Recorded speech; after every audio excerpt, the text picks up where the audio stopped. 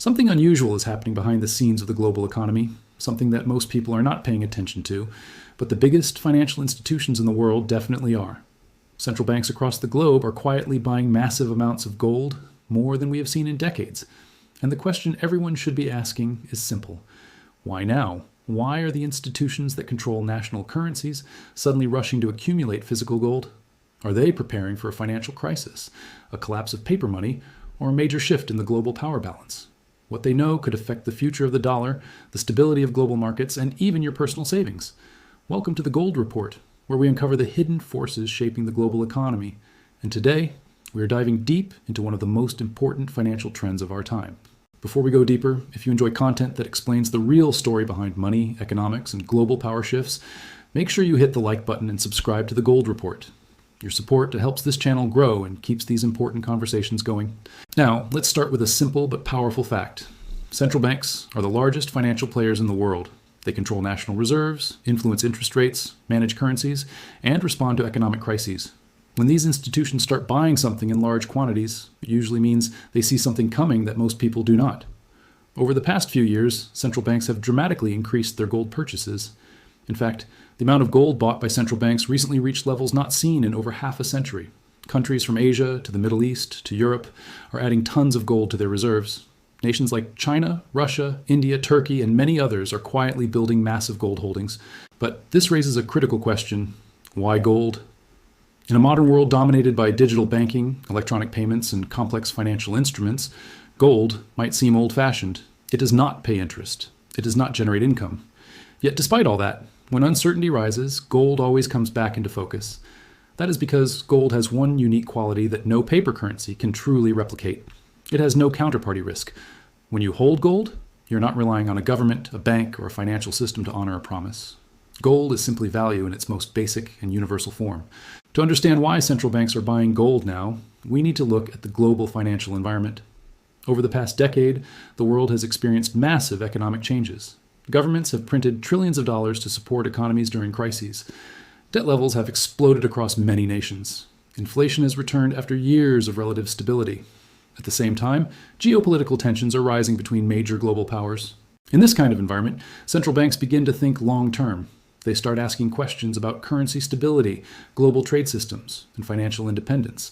And gold becomes an attractive asset because it offers protection against several different risks at the same time. One of the biggest reasons central banks buy gold is diversification. Most countries hold a large portion of their reserves in foreign currencies, especially the US dollar. The dollar has been the world's dominant reserve currency for decades, and for good reason. The United States has the largest economy, deep financial markets, and a long history of political stability. However, relying too heavily on one currency also creates risk. If global politics change, or if sanctions are imposed, access to dollar reserves can become complicated. This reality became very clear in recent years when some countries faced restrictions on their financial systems. As a result, many nations began looking for ways to diversify their reserves, and gold became one of the most reliable alternatives. Gold cannot be frozen by another country, it cannot be printed by a foreign central bank, and it does not depend on any specific government policy. This independence makes it extremely valuable during times of political uncertainty. Another factor driving gold purchases is inflation. When inflation rises, the purchasing power of paper currencies declines. Over long periods of time, gold has historically maintained its value relative to goods and services. This is why many investors and institutions view gold as a hedge against inflation. Central banks understand this relationship very well. Imagine a central bank holding billions of dollars in reserves. If inflation erodes the value of those reserves over time, the country effectively loses financial strength. By holding a portion of reserves in gold, central banks can protect themselves against that risk. But the story does not end there. There is also a strategic element to gold accumulation. Some countries see gold as a way to increase their financial independence from the global dollar system. Over the past several years, discussions about a more multipolar financial world have become increasingly common.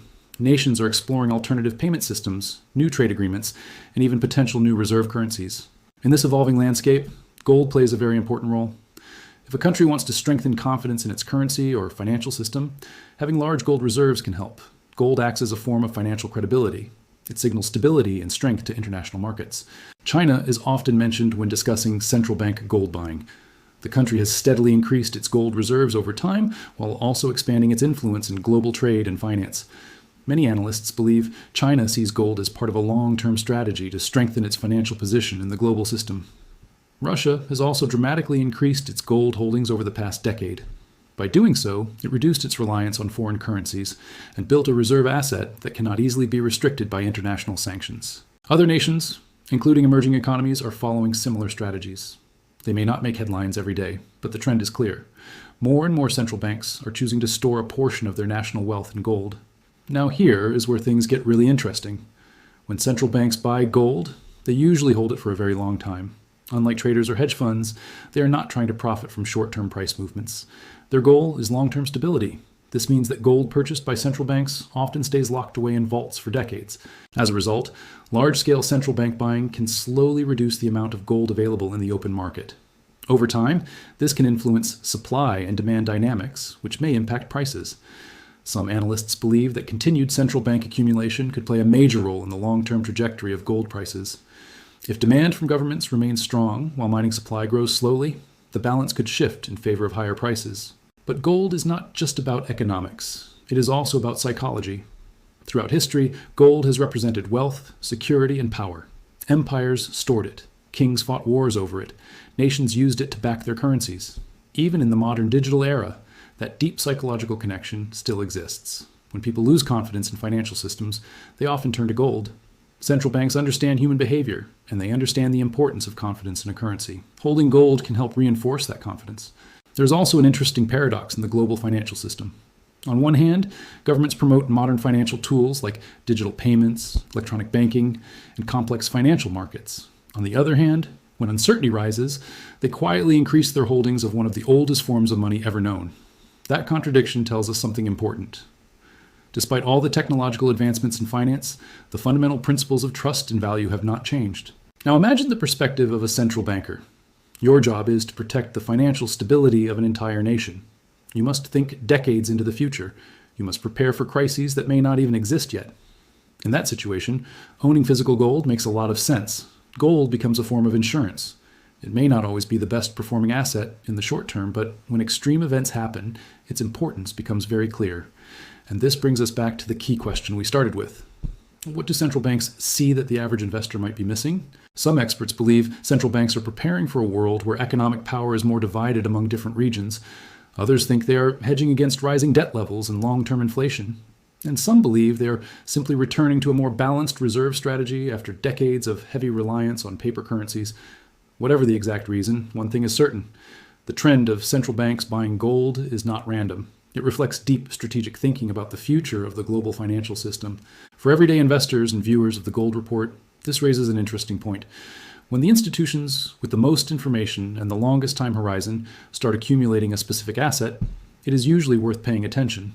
Of course, this does not mean gold prices move in a straight line. Markets fluctuate, economic conditions change, but long-term trends often begin quietly, long before they become obvious to the public. Right now, we may be witnessing one of those trends unfolding in real time. So here's something I want to ask you. Do you think central banks are preparing for a major shift in the global financial system, or are they simply protecting themselves against uncertainty? Let me know what you think in the comments, because your perspective is always interesting to read. If you found this discussion valuable, make sure you share this video with someone who follows global economics or financial markets. Conversations like this help let more people understand the forces shaping our economic future. And if you want more deep insights like this about gold, global finance, and the hidden moves of powerful institutions, stay connected with the Gold Report by subscribing and turning on notifications. Because sometimes the most important changes in the world economy happen quietly, far away from headlines, inside the vaults where nations store their gold.